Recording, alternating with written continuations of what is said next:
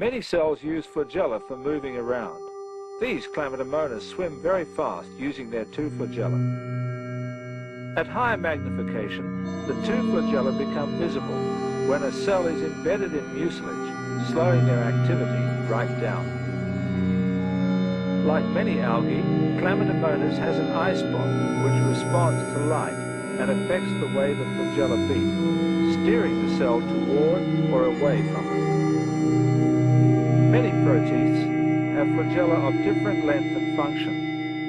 This euglenoid, called Phacus, is swimming in the direction of its longer flagella. These relatives of Phacus also have two flagella, which function differently. One beats in a coil around the cell. The other, as in Phacus, extends forwards. Other algae have more than two flagella. This cell has 8, inserted into a deep pit. It normally swims very rapidly and had to be slowed down to have its picture taken. Large protists like Paramecium swim rapidly using hundreds or even thousands of flagella, or cilia as they are usually called. They are very agile as they search amongst the pond debris for food. Beating of the cilia is coordinated, and the direction of beating is reversed when the cell changes the direction it wants to go. This cell, like the last ones, had to be slowed down in a sticky solution so that it could be photographed.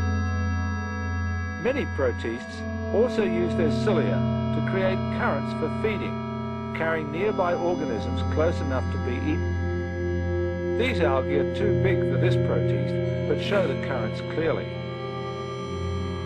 This large protistan cell called stentor feeds like a vacuum cleaner.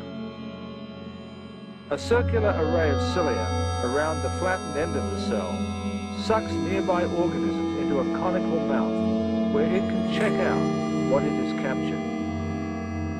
It is feeding here on green algae.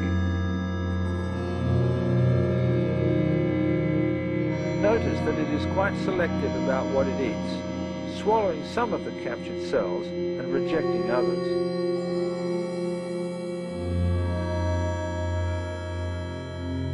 The cells of some tissues in animals have multiple cilia, like these cells cultured from lung tissue.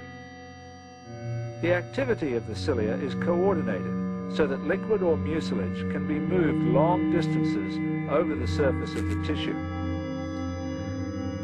Flagella and cilia contain a core of microtubules, polarized light for imaging the cells.